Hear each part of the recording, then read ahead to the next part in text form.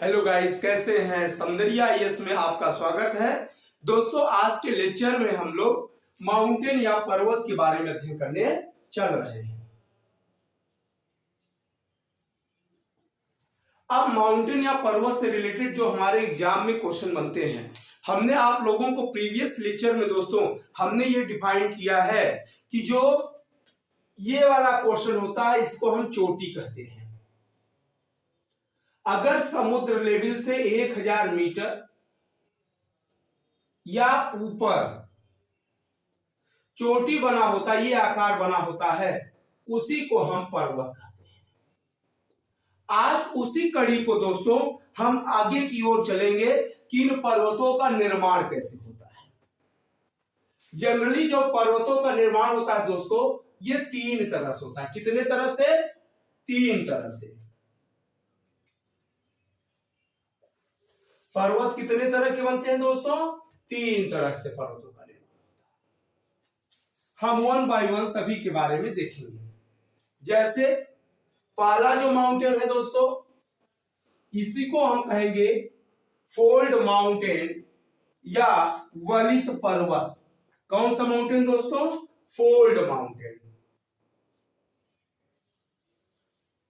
Fold mountain या हिंदी में इसी को क्या कह सकते हैं? वलित पर्वत।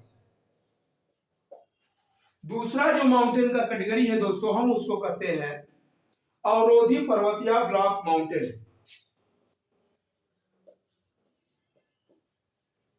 ब्लॉक माउंटेन या इसी को हम कहेंगे अवरोधी पर्वत। और तीसरा जो माउंटेन होता है दोस्तों, उसको हम कहते हैं गुंबदाकार माउंटेन यानी डोम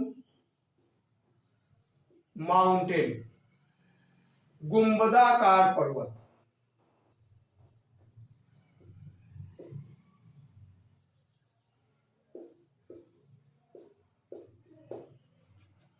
इस तरह से पर्वत निर्माण की यही 3 प्रक्रिया होती है जिनसे पर्वतों का दोस्तों निर्माण होता है। अब कौन कैसे बनता है, हम इसके बारे में 1 बाय 1 अध्ययन करने का प्रयास करेंगे। जनरली हम जानते हैं जो हमारी पृथ्वी है दोस्तों, ये हमारी पृथ्वी है।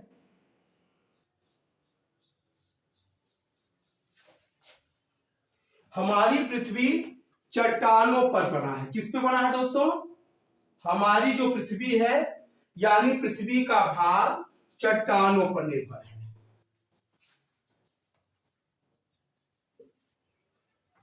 हमने ये कहा कि नंबर 1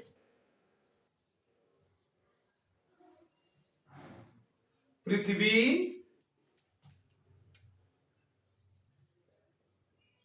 का सतह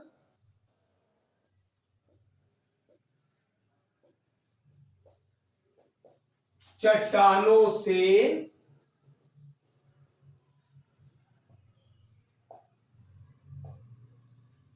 पृथ्वी का सतह चट्टानों से निर्मित है। पहला हमने कॉन्सेप्ट दिया कि पृथ्वी का सतह किससे बना है दोस्तों? चट्टानों से निर्मित है। दूसरा, चट्टानों के कारण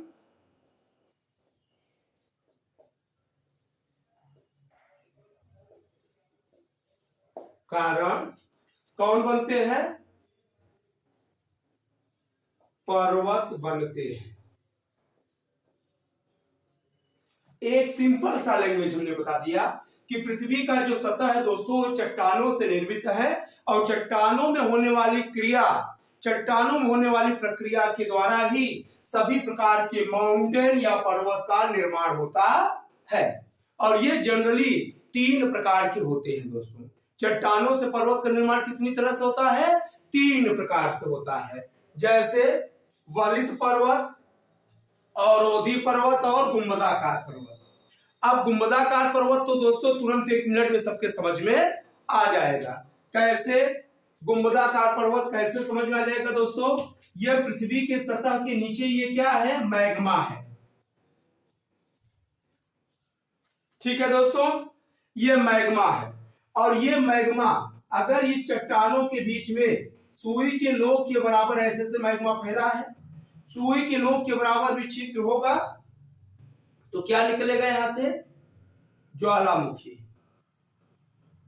क्या निकलेगा दोस्तों? यहां ज्वालामुखी निकलेगा।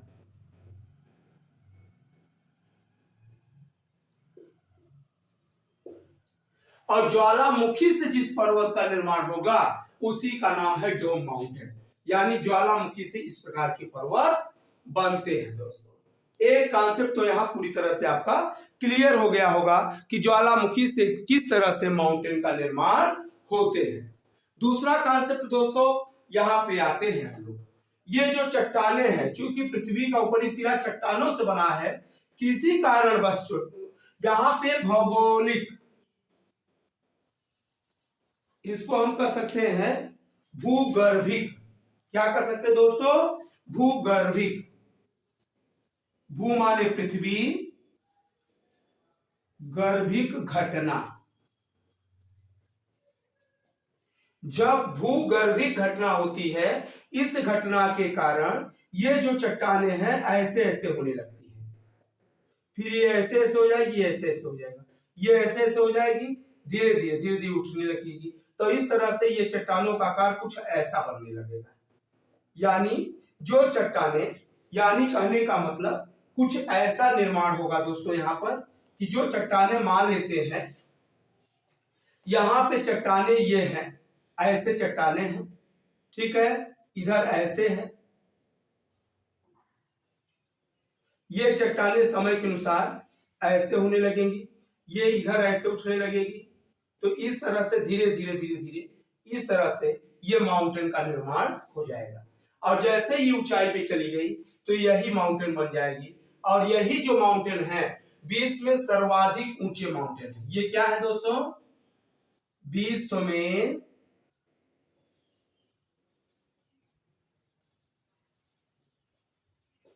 सर्वाधिक ऊंचे पर्वत हैं। अब इनके बारे में हम डिटेल में एक बार फिर से चलेंगे और समझाने का प्रयास करेंगे दोस्तों। तो विश्व के जो सबसे ऊंचे पर्वत है, इसी तरह से वलित माउंटेन है, जैसे हिमालय। आज भी दोस्तों हिमालय का निर्माण हो रहा है। यानी कहने का मतलब जो हमारी पृथ्वी है इस तरह से चट्टानों पर है, किसी कारणवश जैसे ये चट्टाने ऐसी हैं, लेकिन अगर ये चट्टाने धीरे धीरे ऊपर की ओर उठने लगती हैं, भूगर्भिक हलचल होता है जिससे चट्टाने धीरे धीरे उठती हैं, तो ये ऊपर उठती चली जाएगी। इसी को हम वलित पर्वत के नाम से या फोल्ड माउंटेन के नाम से जानेंगे। ठीक है दोस्तों। और विश्व की जितने ऊंचे माउंटेन हैं, यानी यह हम कह सकते हैं कि विश्व में सर्वाधिक अगर पहाड़ की बात करें तो फोल्ड माउंटेन की ही एरिया है। वैसे पूरा पर्वतीय क्षेत्र की बात करें तो 26% है। किसका भाग है दोस्तों? पर्वतीय भाग। और इस भाग पर 1% कौन निवास करती है? जनसंख्या। तो अब यहां पे हमने ये देखा दोस्तों कि इस तरह से ये चट्टाने अगर ऊपर उठ गई तो इससे कौन से माउंटेन का निर्माण हुआ? Fold mountain. ठीक उसी तरह से ज्वालामुखी वाला तो समझ ही गए दोस्तों, इसको मिटा रहे हैं। गुंबदाकार पर्वत का निर्माण कैसे होता है, अगर कोई पूछे तो क्या बताओगे? Fold mountain. यानी डोम माउंटेन का जो निर्माण होता है वोल्केनो के निकलने से बनता है। जैसे उदाहरण के लिए अगर कोई पूछे किलिमंजारो पर्वत है ना, जो अफ्रीका में है, और भी बहुत सारे पर्वत हैं दोस्तों जो ज्वालामुखी पर्वत के अंतर्गत ज्वालामुखी के निकलने के कारण इनका निर्माण हुआ है। सेम इसी तरह से अवरोधी अगर पर्वत, अवरोध माने क्या होता है दोस्तों? रुकावट। अवरोध माने रुकावट आने वाले पर्वत।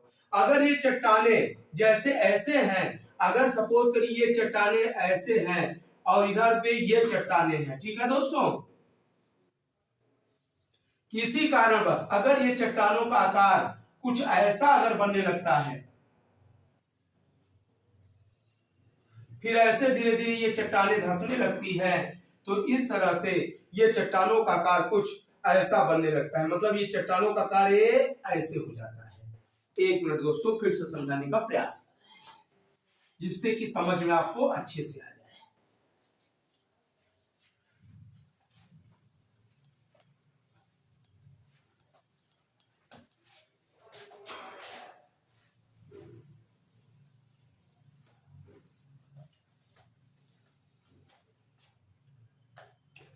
ये चट्टाने हैं दोस्तों जिससे हमारी पृथ्वी का निर्माण हुआ है।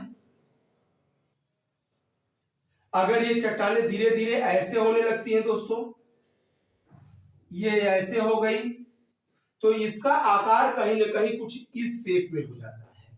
और जो ये शेप में हो जाता है तो ये चट्टाने जितना नीचे धंसेगी, यानी कहने का मतलब जैसा कि वलित पर्वत में हमने ये बताया था कि चट्टाने दोस्तों ऐसे हैं और वलित पर्वत में ऐसे उठती है, लेकिन जब फोल्ड माउंटेन की जब बात हम करेंगे, जब ब्लैक माउंटेन की बात करेंगे या अवरोधी पर्वत की बात करेंगे, तो ये चट्टाने नीचे की ओर ऐसे खिसकेंगी, ऐसे बनेंगी, वी आकार में शेप बनाएंगी। इसी को हम अवरोधी पर्वत कहते हैं।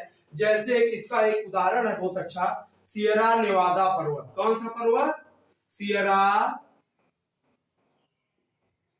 नेवादा पर्वत।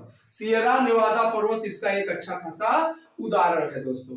अब हम यहाँ पे ये चीज और बेसिक देखेंगे कि इस तरह से जो 3 माउंटेन है, एक कौन गायब हो गया? गुंबदाकार। डोम माने गुंबदाकार। इस तरह से तीनों माउंटेन पे हमने ये एनालिसिस किया कि इन पर्वतों का निर्माण कैसे होता है। अब इसके आगे हम आगे अध्ययन करने का प्रयास करेंगे कि इन माउंटेन में कैसी प्रक्रियाएं होती हैं।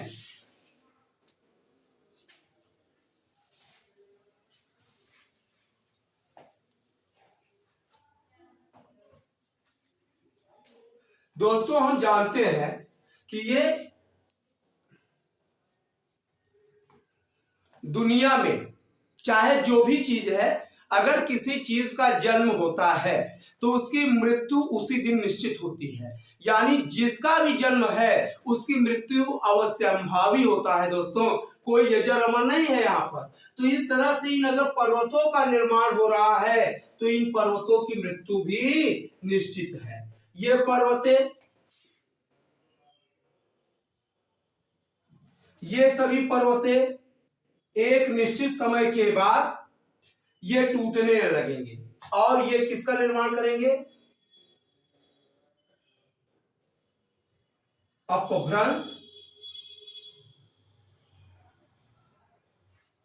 Residual mountain. अब अपभ्रंश या रेसिडुअल माउंटेन का निर्माण करेंगे। तो अपभ्रंश का मतलब इनके अवशेष पर्वत का है। अब अपभ्रंश का मतलब अगर कोई पूछे तो क्या बताओगे? अवशेष।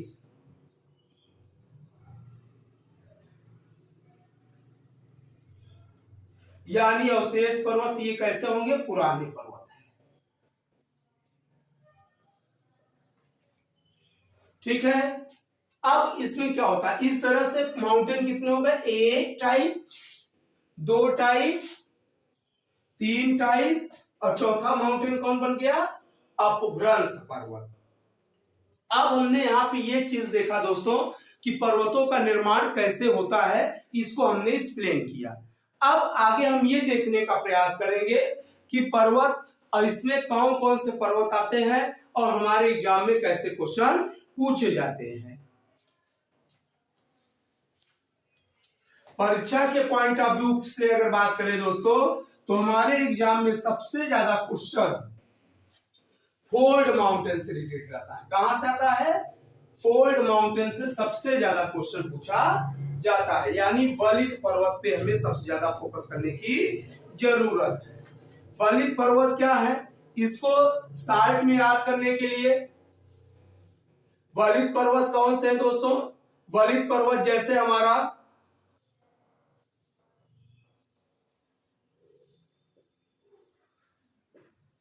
हिमालय,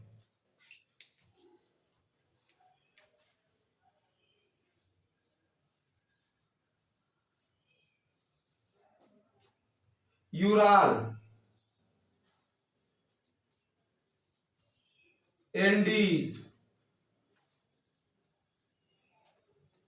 हिमालय, यूराल, एंडीज,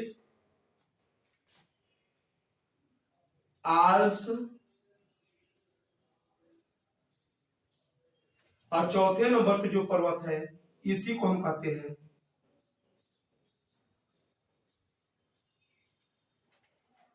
इस तरह से ये 4 पर्वत हैं दोस्तों।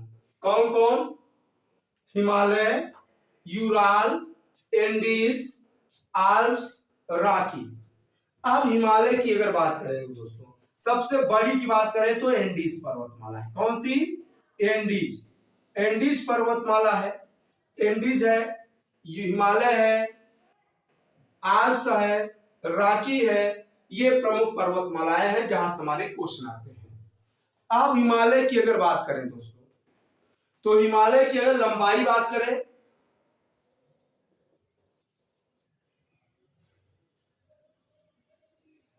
2400 किलोमीटर है क्षेत्र में फैला। कितने किलोमीटर में है?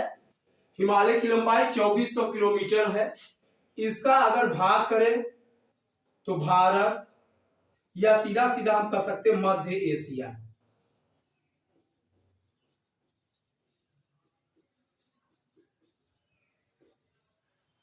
ठीक है दोस्तों, इसकी सबसे ऊंची चोटी की अगर बात करें तो चोटी का नाम है इसके माउंट एवरेस्ट। माउंट एवरेस्ट जो है वो 8,848 मीटर ऊंचा है और ये किस राज्य में पड़ता है? ये नेपाल में है दोस्तों। यानी कहने का मतलब हिमालय में एक क्वेश्चन काम का है, ये मध्य एशिया का भाग है।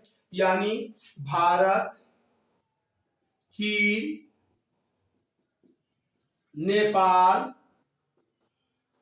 भूटान, पाकिस्तान, अफगानिस्तान आदि देश पड़ते हैं दोस्तों।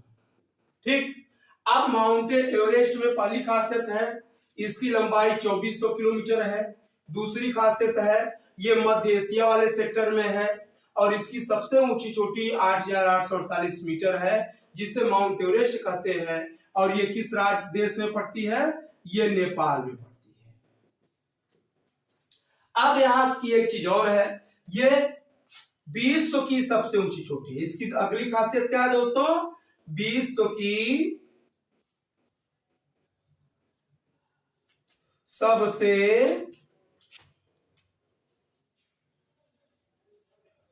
ऊंची चोटी है। एक क्वेश्चन यहां से क्लियर हो।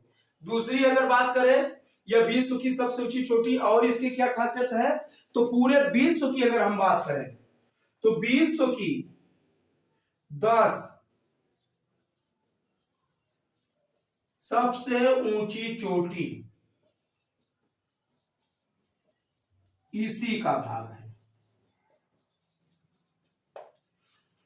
ये नोट कर लीजिए दोस्तों, फिर आगे हम लोग चलते हैं।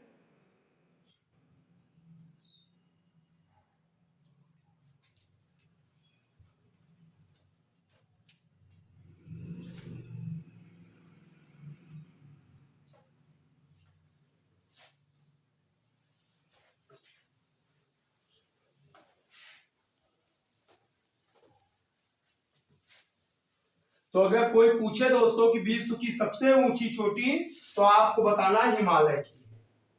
अब हम दूसरे पार्ट को लेंगे जिसका नाम है एंडीज।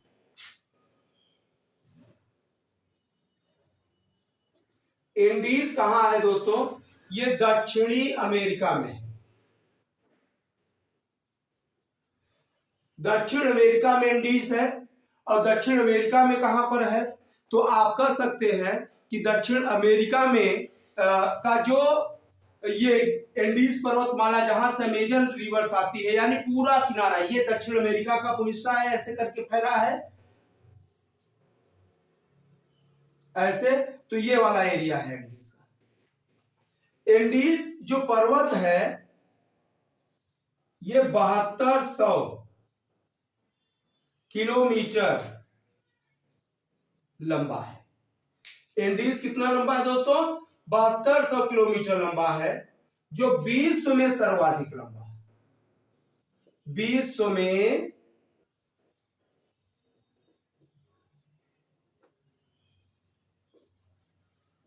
सर्वाधिक लंबा पर्वतमाला है। कोई पूछे कि विश्व में सबसे लंबी पर्वतमाला किसकी है, तो आपको बिना हेजिटेशन के बताना है एंडीज का है। एंडीज की जो दूसरी खासियत है दोस्तों, क्या है, इसकी सबसे ऊंची चोटी, इसकी अगर ऊंची चोटी करें तो अकांक गुआ है। अकांक गुआ है, जो 69-60 मीटर ऊंचा है। तो एंडीज पर्वतमाला कहां है दोस्तों? पहला क्वेश्चन दक्षिण अमेरिका में है। कितनी लंबी? 7200 किलोमीटर लंबा, विश्व में सबसे लंबा पर्वतमाला है। इसकी सबसे ऊंची चोटी है, कौन सी है? अकांक गुआ है, जो 69-60 मीटर ऊंचा, 69-60 मीटर ऊंचा है। तीसरी पर्वतमाला की बात करेंगे, राकी।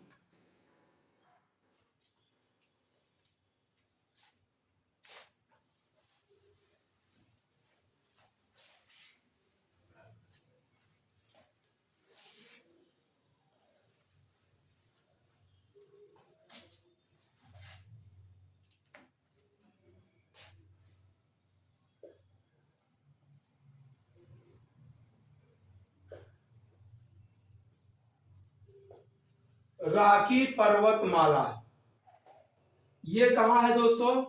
ये पड़ता है उत्तरी अमेरिका में। कहां पड़ता है राकी पर्वतमाला? राकी पर्वतमाला उत्तरी अमेरिका में पड़ता है दोस्तों। राकी की क्या खासियत है, इससे रिलेटेड क्या क्वेश्चन हमारे एग्जाम में आते हैं? अब राकी की सबसे पहले राकी पर्वतमाला की लंबाई की बात होती है। अगर लंबाई की बात होती तो ये है 4800 मीटर लंबा है, यानी 24 दूना 48, यानी इसका मतलब ये हुआ मोटा मोटा हिमालय का दुगुना है।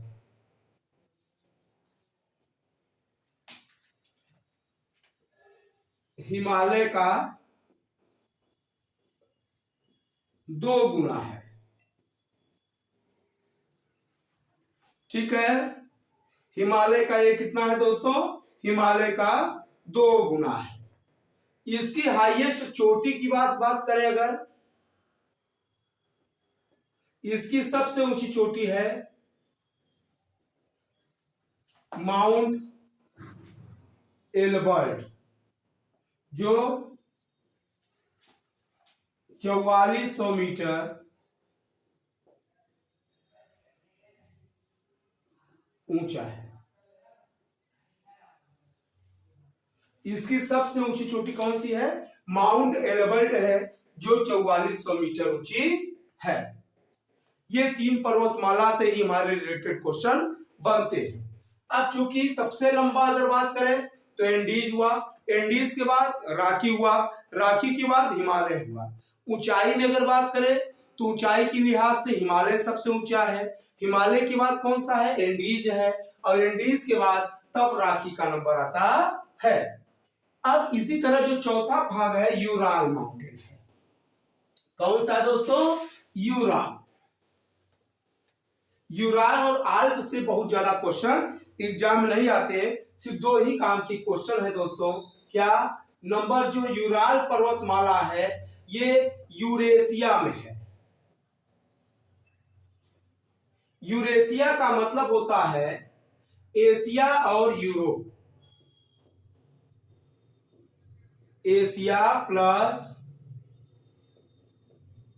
यूरोप। ठीक है दोस्तों, यूराल माउंटेन जो होती है वो रसिया, या इसको हम ये कह सकते हैं एशिया वर्सेस यूरोप को अलग करती है।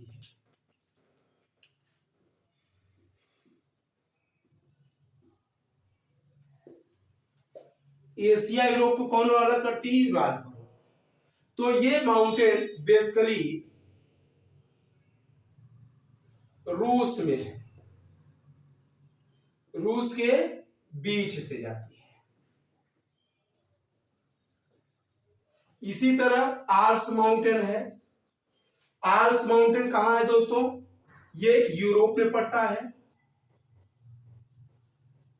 जैसे इसमें देश पड़ते हैं जर्मनी, फ्रांस, स्विट्जरलैंड,